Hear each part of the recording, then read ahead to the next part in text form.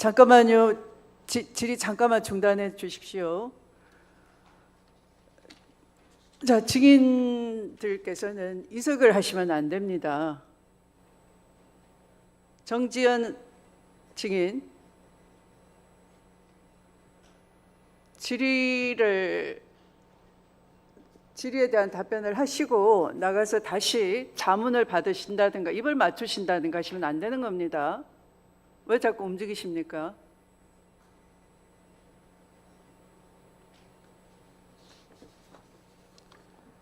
위원들이 질의를 하면 때로는 추궁도 하는 방법을 쓰지만 그냥 듣고 있기도 합니다. 바로 그것이 위증의 별을 경고했고 위증으로 담보되기 때문입니다.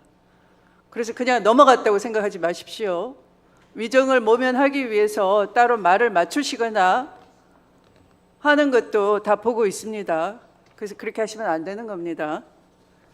심히 실망스럽습니다. 이 대법원 현장 국감인데 직무에 충실하게 답변을 해야 됨에도 불구하고 일반론을 갖다 대면서 모르쇠를 하면서 국감을 방해하시면서 일부 증인은 들락거리면서 말을 맞춘다든지 하는 회개한 광경을 제가 지금 보고받고 있는 중입니다. 다시 주의를 드리겠습니다. 자, 다시 시작해 주십시오.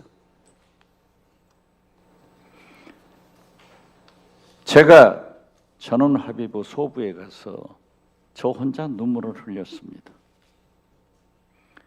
3심을 거치면서 저는 25년간을 재판을 받았습니다. 제 35년 정치 경력에 3년을 감옥 살았습니다. 왜 3심자인가? 진실이 나옵니다. 그런데 공부 잘한 대법원장, 대법관, 당신들 그렇게 국회의원 앞에서 위증하고 거짓말해가지고 통할 것 같아요? 안 됩니다. 이러면 말끝마다 사법, 삼권 독립, 누가 삼권 독립을 시켜줬어요? 여러분이 민주화 운동했습니까? 박정희, 전두환 때 사법부가 어떠했습니까? 저는 국정원장으로서 국정원을 완전히 개혁했습니다. 문재인 대통령, 서훈 전 원장, 박지원이 개혁했습니다. 과거 국정원이 사법부를 출입하면서 여러분들을 얼마나 괴롭혔습니까? 그때 뭐라고 했습니까? 여러분들은 순종만 했습니다.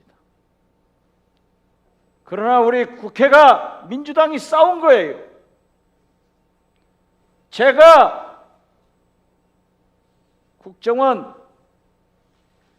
개혁을 위해서 싸운 거예요. 그런데 뭡니까? 우리 국민들이, 우리 국회의원들이 다 12월 3일 국회로 모여서 총칼을 뿌리치고 윤석열의 계엄 해제를 할 때 사법부는 합법적 내란 운운하면서 대책회의를 했습니다. 당신들만 산자는 것도 아니에요. 그러면서도 말끝마다 사법부 독립만 외치면은 사법부 독립을 위해서 당신들이 뭘 했어요? 그러면 안 됩니다. 보십시오.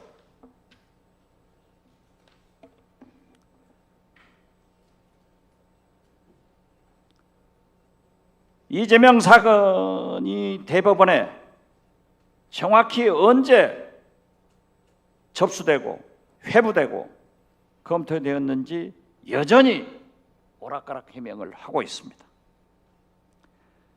사건 인수 인계부에 이미 기록은 위에 있습니다 라는 메모를 누가 썼습니까? 누가 했습니까?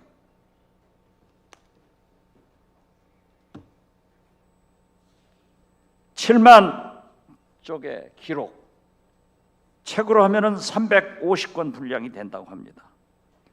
이것을 어떻게 배당됐습니까? 배당되기 전에는 볼 수도 없지만은 이미 보자.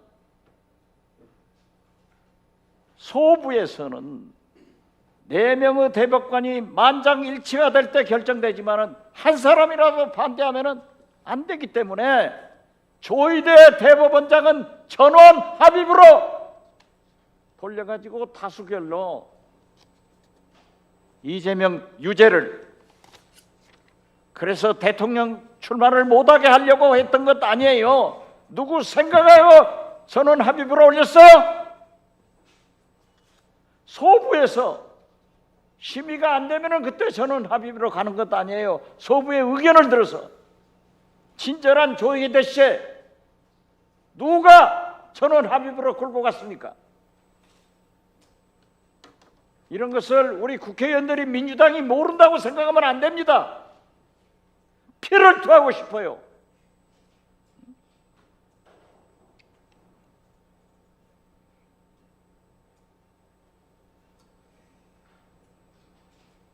자, 보십시오.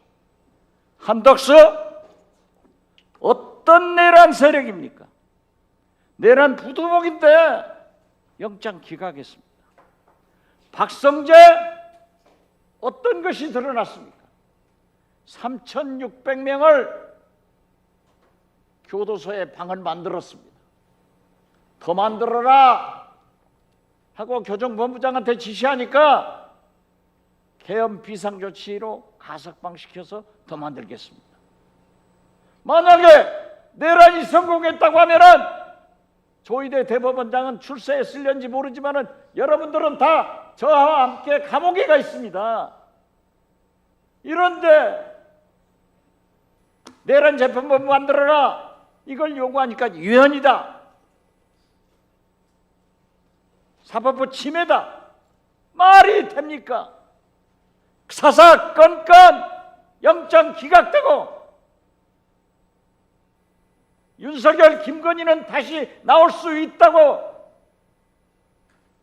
무속인들은 얘기를 하고 실제로 그렇게 움직이고, 도대체 조희대 대법원장이 왜 소부의 의견도 들어보지 않고 전원 합의부로 올렸는가?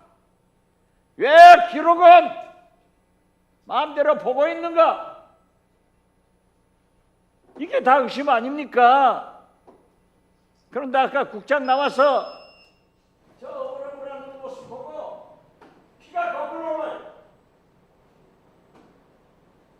아까처럼 국정원 직원들이 나와서 영감님 어제 백탄 때렸대요. 그 변호사하고 술 잘 먹대요. 이 한마디에 권력이 시키는 대로 재판한 과거의 사법부 아닙니까? 이것을 막아준 것이 민주당입니다.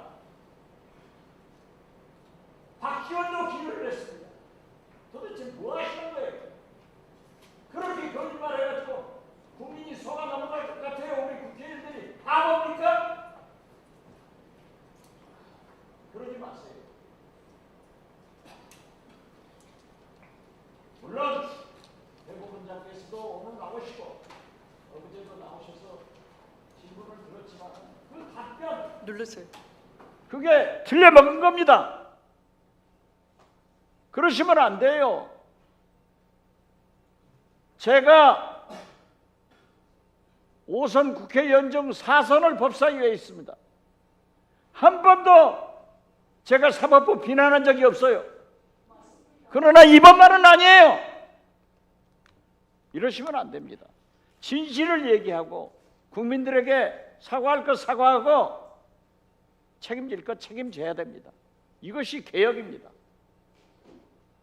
저는 이따 조희대 대법원장님이 나오셔서 월요일 국정감사에서 7분 의원들이 질문한 내용, 그리고 오늘 여기서 거론된 내용을 똑똑히 답변하지 않으면 종합감사에 다시 한번 하자, 이걸 제안합니다. 제 견해에 대해서 어떻게 생각하세요? 한번 말씀해 주세요. 예, 말씀 잘 전달하도록 하겠습니다.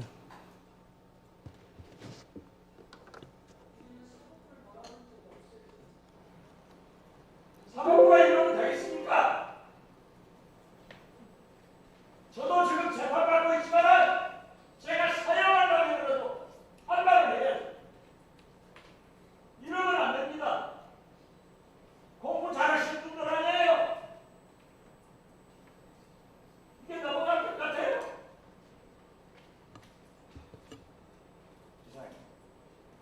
네, 수고하셨습니다. 다음은 김용민 의원님 질의해 주십시오. 네, 행정처장님, 예, 지금 아마 계속 일반론으로밖에 답을 못 하신다고 하시니 일반적인 거를 한번 질의 드려 보겠습니다. 자료 한번 보시죠. 자, 대한민국 헌법에 따라서 국민 주권 아래 행정부, 입법부, 사법부가 있습니다. 이 그림에 동의하십니까? 예, 동의합니다. 예, 입법부는 법을 만들고 행정부는 그 법을 집행하고 사법부는 법을 해석하는 기관이죠. 예, 이 세 기관은 국민 주권 아래에 있습니다. 국민으로부터 권력을 부여받았습니다. 맞죠? 예, 만약에 입법부가 우리 헌법에는 입법권은 입법부 국회에 있다고 분명히 정하고 있습니다. 그런데 입법부가 법을 만들어요. 지난 5월 1일에 법을 하나 만듭니다. 22대 대통령 선거 후보는 한덕수로 한다. 이런 법을 만듭니다. 이거 위헌입니까? 합헌입니까? 처분적 법률은 위헌적인 성격이 강하다라는 생각을 처분적 가지고 법률도 있지만 그 자체로 국민 주권을 침해하고 있지 않습니까? 대통령의 선출권을 침해하고 있지 있습니다. 않습니까? 그 부분도 포함되어 있습니다. 후보를 다 없애버리고 한덕수만 후보로 한다라는 입법을 하면 위헌이겠죠? 그렇다고 생각합니다. 국회 문 닫아야겠죠, 그런 상황이면. 예, 그런데 5월 1일 날 사법부가 대통령 후보는 한덕수로 한다라는 판결을 한 거예요. 그게 맞으면 위헌적 판결 아닙니까? 사법부 문 닫아야 되는 거 아닙니까? 동의 못 하시겠죠? 그게 한덕수를 후보로 한다라는 그 의미라는 걸 지금 동의 못 하실 겁니다, 아마. 하지만 국민들은 그렇게 이해하고 있어요. 문제는 여기 있는 것입니다. 제가 그 이유를 설명드려 볼게요. 다음 페이지 보세요. 5월 1일 전화번호 합의체 판결은 두 가지 의미가 있어요. 첫 번째는 후보를 교체하려는 의도가 있었고, 두 번째는 실질적으로 민주당의 후보를 못 내게 하는 그런 효과를 내는 것입니다. 한번 볼까요? 자, 4월 24일 날 2차 전원합의체 심리를 했고 표결을 했습니다. 그 뒤에 민주당은 4월 27일 날 대통령 후보를 확정해요. 그리고 확정된 이후인 5월 1일 날 파기환송 판결 선고해버리죠. 대통령 후보 안 된다라고 선언해버립니다. 그런데 5월 10일, 11일 날 후보 등록을 해야 됩니다. 민주당 입장에서는 경선 기간이 12일 걸렸어요. 이것도 엄청 압축했습니다. 왜냐하면 탄핵 직후에 60일 이내에 대통령 선거를 치러야 되기 때문에 12일로 최대한 압축했습니다. 그런데 아까 국민의힘도 계속 얘기합니다. 후보 교체하면 되지 않냐 이런 소리 하고 있는데 그게 지금 내심의 의사였겠죠. 근데 후보 교체도 못하게 만들어요. 보면 5월 1일 날 파기환송하면 5월 10일까지 민주당이 어떻게 후보를 교체합니까? 불가능해요. 경선 자체가 불가능합니다. 그렇죠? 그리고 5월 15일 날 파기환송심 공판기일 잡습니다. 저때 파기환송심에 따라서 이재명 후보의 피선거권을 박탈시키려고 했겠죠. 그러면 무슨 일이 벌어집니까? 실질적으로 민주당 후보를 없애겠다는 거예요. 민주당은 후보를 아예 낼 수조차 없습니다. 후보 등록일이 지났기 때문에. 그러니까 5월 1일 전원합의체 판결 그리고 그 뒤에 고등법원의 신속한 조치들은 22대 대통령 선거의 후보는 한덕수로 한다라는 판결을 한 거예요. 대법원이 그걸 한 겁니다. 지금 국민주권을 이렇게 침해했어요. 위헌을 했습니다. 대법원 문 닫아야 돼요. 이 정도면. 그런데 아직도 상황 인식을 못하고 다른 얘기하시고 여기서 어떻게든 빠져나가려고만 하고 계시면 됩니까? 이게 현실인데요. 이게 현실. 사법부 독립은요 다 좋습니다. 사법부 독립 계속 얘기하시는데 사법부 독립은 대법원장으로부터도 독립돼야 되는 거 아닌가요? 그 부분도 포함되어 있습니다. 그렇죠. 그런데 지금 대법원장으로부터 독립하지 못한 대법원 판결이 나왔기 때문에 법원의 신뢰가 나락으로 떨어진 겁니다. 그리고 대통령 후보를 한덕수로 만들겠다라고 선언했다라고 국민들이 평가를 지금도 하고 있고요. 여전히 그 의혹은 단 하나도 해소하지 못하고 있습니다. 대법원이 직접 스스로 해소해야 되는데 그걸 하나도 해소하지 못하고 있어요. 헌법 46조 2항 제가 한번 말씀드려 볼게요. 이렇게 돼 있습니다. 국회의원은 국가 이익을 우선하여 양심에 따라 직무를 행한다. 좋은 얘기입니다. 모든 국회의원이 이렇게 양심에 따라서 국가 이익을 우선하고 직무를 행합니까? 어떻게 평가하십니까? 솔직히. 그래야만 한다고 생각합니다. 현실은 그렇지 않다고 보십니까? 그런 측면도 있습니다. 그렇죠. 오늘 국민의힘 의원들도 보면 양심이 없어요. 다 도망갔습니다. 이게 현실이에요. 국민들은 이렇게 봅니다. 자, 헌법 103조 볼까요? 그렇게 금과 억조로 말씀하시는 사법부 독립이 있습니다. 법관은 헌법과 법률에 의하여 그 양심에 따라 독립하여 심판한다. 여기도 양심이 등장합니다. 그런데 국민들은요, 이 양심을 못 믿겠다는 거예요. 조희대 대법원장의 양심을 못 믿겠다고 지금 하는 겁니다. 국민들이. 그러면 이 양심을 못 믿을 때 어떻게 해야 됩니까? 국민들이 아무것도 못 해야 됩니까? 아니죠. 최소한 국민의 대표인 국회가 따져 물어야죠. 그러면 법원은 답할 의무가 있습니다. 이 103조는 법원이 항상 사법부 독립의 근거로 삼고 있습니다.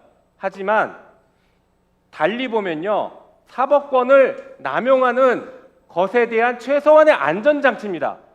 판사가 마음대로 재판하지 마, 최소한 양심은 지켜 라는 최소한의 안전장치예요. 이것은 국민이 부여한 안전장치입니다. 그런데 그 안전장치를 그 다음 한번 보실까요? 제가 계속 얘기하죠. 한덕수 프로젝트, 한덕수 대통령 만들기 프로젝트에 조희대 대법원장은 행동대장이었다고 제가 계속 말씀드렸습니다. 저 그림 한번 보죠. 한덕수 대통령 만들기, 네. 1분 넣어드리십시오. 한덕수 대통령 만들기 다행히 실패했습니다. 정말 국민들이 들고 일어나서 실패했어요. 그런데 한덕수 프로젝트의 또 한 축은 뭐냐면 내란범들 풀어주기입니다. 그 내란범들 풀어주기, 그게 지금 진행되고 있어요. 봐봐요. 오늘도 내란범 풀어줬지 않습니까? 박성재를 어떻게 풀어줄 수 있습니까? 전 국민이 다 봤는데. 이건 제2의 김학의 사건 아닌가요? 전 국민이 CCTV 다 봤는데 법원만 아니라고 합니다. 이건 제2의 김학의 사건이라고 저는 봐요. 그리고 한덕수를 만약에 대통령으로 만들었으면 무슨 일이 벌어졌겠습니까? 저는 반드시 제2차 계엄했다고 봅니다. 왜? 독재를 위해서 1차 계엄했는데 한덕수 다 만들면 다시 2차 계엄해서 독재 완성하고 내란범들 다 풀어주고 자기들만의 세상을 만들겠죠. 그 고속도로를 조희대 대법원장이 깔아줬다는 얘기입니다. 간신히 막았어요. 간신히. 거기에 대해서 어떻게 책임을 안 지고 있습니까? 예, 아까도 말씀드렸지만 12상 비상계엄의 위원이라는 부분에 대해서는 제가 나가서 12월 6일인가요? 그때도 그렇고 그 후에도 여러 차례 입장을 밝힌 바 있습니다. 잘못된 비상계엄이었으면 헌재가 나중에 인정해 줬습니다. 남의 잘못을 비판하지 마시고 5월 1일 조희대 대법원장의 판결에 대해서 자기 성찰을 하시라는 주문입니다. 예, 주신 말씀 항상 헌법과 법률과 양심에 따른 판결을 할 수 있도록 저희 법관들 다 명심하겠습니다. 네, 수고하셨습니다. 꿈쩍을 안 하시네요. 잔잔한 파문조차 일지 않은 그런 경직성을 느낍니다. 전율합니다. 제가 위원으로서 질의를 하도록 하겠습니다. 서면 질의에 대한 답변서 73쪽을 자주 인용을 하십니다. 1심과 원심이 인정한 사실관계 큰 차이 없으므로 사실 인정에 어려움이 있는 사건도 아니다. 1심과 원심은 동일한 사실관계에 대하여 치밀하게 법리를 전개 적용하였고 이를 판결서에도 상세하게 설치하였으므로 대법원으로서는 그중 어느 쪽을 채택할 것인가를 결정하면 충분한 사건이기도 하다. 이렇게 말씀을 하셨네요. 그걸 여러 차례 행정처장님은 인용을 하셨습니다. 그런데 제가 볼 때는 이것은 주사위 던지기, 동전 던지기 재판으로 보입니다. 1심은 유죄, 원심은 무죄, 1, 2심이 이렇게 180도 다른 결론이라면 같은 사실관계를 놓고 법률심에서 왜 멀쩡한 판사들이 1심과 항소심이 이렇게 다를까 하면은 숙고를 거듭해야 되는데 예외를 5번 반복을 하고 이러한 정치 판결의 결론은 이런 겁니다. 그래서 이것은 이 어느 쪽을 채택할 것인가 말미에 이렇게 돼 있나요? 그중 어느 쪽을 채택할 것인가 기록을 면밀히 보고 숙고 끝에 결정한 것이 아니라 동전 던지기로 1심으로 이미 결론은 나 있었다 이렇게 볼 수밖에 없는 겁니다. 그것은 바로 여러 위원들이 지적한 바처럼 형사사건이 아직 전자화되지 않은 관계로 이 스캔이 된 공판 조서 등 그런 기록만 봤다. 그러니까 증거를 보지 않으셨다. 심지어 가장 핵심 증거라 할 수 있는 사진을 조작했다라는 피고인의 말을 거꾸로 뒤집어서 일반인의 인식에 그릇된 영향을 미치는 허위 사실을 유포했다라는 유죄의 판단 근거로 하면서 그 사진이 담겨져 있는 증거 기록조차 보지 않았다를 추정케 하는 겁니다. 그래서 여기 어느 쪽을 채택할 것인가를 결정하면 충분한 사건이다 라는 것은 그대로 돌려드린다면 어느 쪽을 채택할 것인가 우리는 동전 던지기를 했다. 그래서 1심이 정답이다 라는 거에 따라서 1심을 따라갔다 라고 밖에 읽히지가 않은 것입니다. 저는 왜 시계를 안 잽니까? 자, 두 번째, 5월 1일은 대선 직전에 빨리 국민의 올바른 선택을 드리기 위해서 신속한 재판에 목숨을 걸었다라고 대법원장은 중계방송을 통해서 판결을 중계했습니다. 역시 그대로 법원 행정처장님 국회의 수많은 답변 촉구에도 불구하고 태연하게 그렇게 비슷하게 말씀을 하십니다. 그런데 대법원은 신속한 판결 이후 보충 의견을 인용하면서 대선 후보 등록 임박 등을 근거로 들었습니다만 바로 이 말 때문에 이 자체가 선거 일정이 재판 시점 결정에 크게 영향을 미쳤다. 이런 의미가 돼버리는 겁니다. 그래서 헌법상 사법의 정치적 중립을 스스로 훼손해 버렸다라는 것을 자백한 것입니다. 세 번째는 전원합의체가 원칙이라고 우리 행정처장님은 거듭 해명을 하시는데 사실과 다르지 않습니까? 대법원의 전원합의체 심리가 원칙이라고 하시지만 대법원이 제출한 통계에 따르면 형사 전원합의체 선고 건수는 최근 5년간 31건 수준에 불과합니다.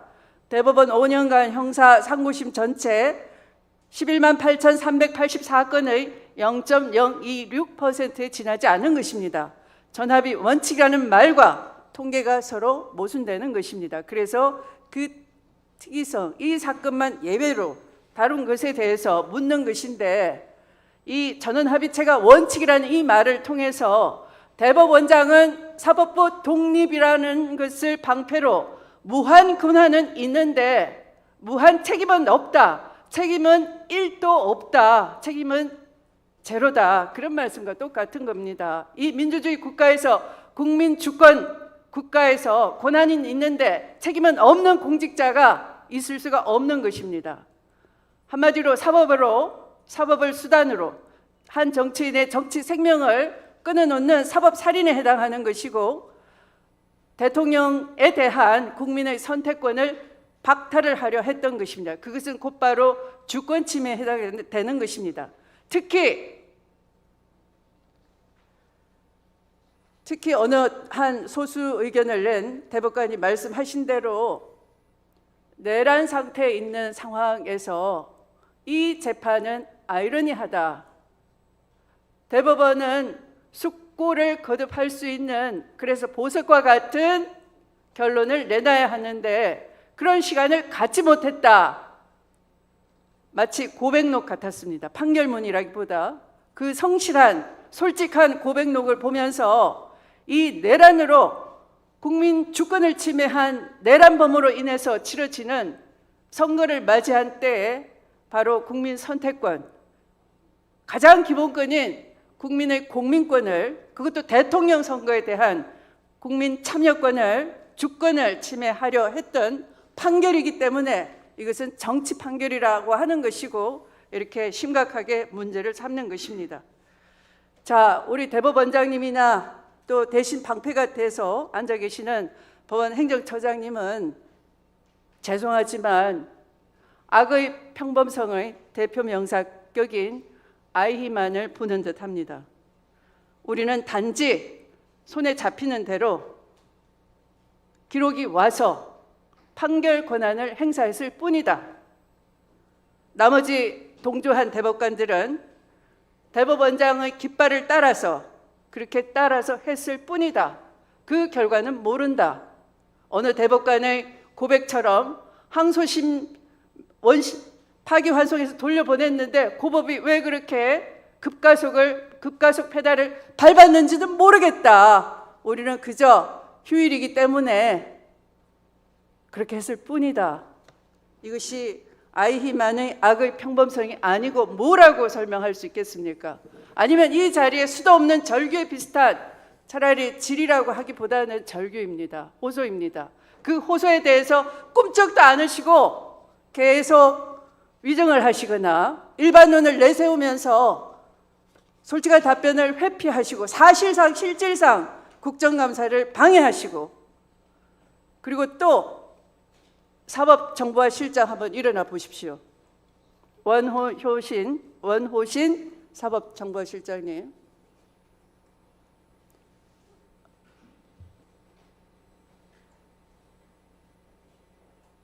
국회 법제사법위원회에서 검찰개혁 입법청문회를 하는 날이 있었습니다. 책임져야 할 날조 수사, 조작 은폐 수사, 축소 수사를 한 검사는 마이크를 하늘로 세운 채 고개를 빳빳이 들고 위증을 하기에 바빴습니다. 대신 압수계 직원이 나와서 거짓말을 하기에 바빴는데 사전에 답변 훈련을 다 해왔습니다. 쪽지도 등장했습니다. 그 쪽지에 아주 희한한 문구가 있었습니다. 남들 다 그렇게 해. 비읍시었더라. 그런 메모가 있더군요. 그와 비슷하게 국회가 자료 요구를 했더니 이 대법원에서 기록 하나도, 종이 한 장도 철저해야 될 대법원에서 사건 기록 인수 인계부를 작성하면서 이미 기록은 위에 있습니다.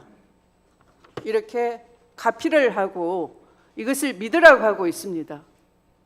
이것은 마치 전원합의체 판결에서 기록 열심히 다 보고 심사숙고했고 정밀하게 보고 판사 생활을 쭉 해서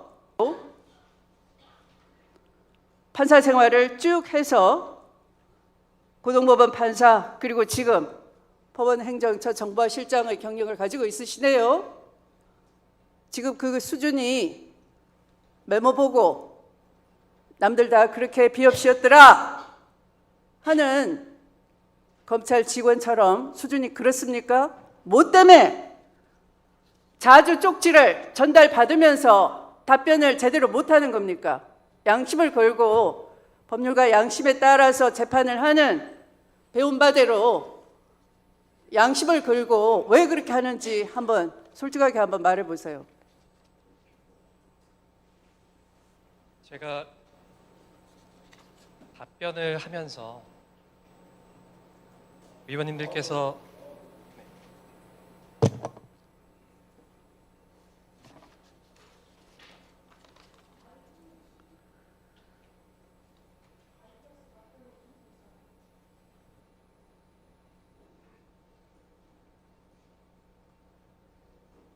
정보실장입니다. 원호신 판사입니다. 답변을 하면서 의원님들 질의에 집중하기 위해서 출력을 부탁했습니다. 메모를 받은 건 아니고요. 대법원 전원합의체의 심리 절차에 관한 내규, 대법원 사건의 배당에 관한 내규 이렇게 두 가지를 받아서 읽어보라고 받은 것이지 어떤 메모를 받거나 소신과 달리 답변한 것은 아니라는 점을 이해해 주셨으면 고맙겠습니다. 내가 그 정도 가지고 이렇게 굳이 예?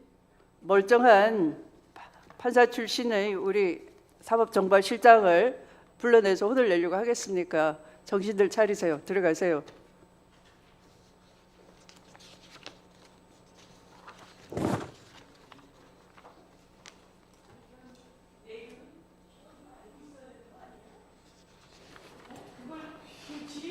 아니 예규대로 안 하니까 필요가 없는 거죠. 이 사건에 있어서는.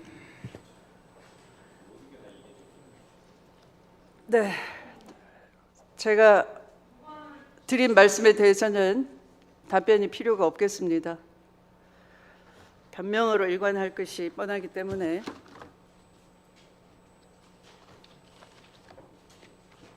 자, 위원님들의 의견을 구하겠습니다. 지금 주 질의를 다 마쳤습니다. 시각은 7시 7분경이고요. 조금 더 보충 질의를 하시고 마무리할까요? 아니면 일단 마무리 석식을 하시고 다시 보충 질의에 들어갈까요?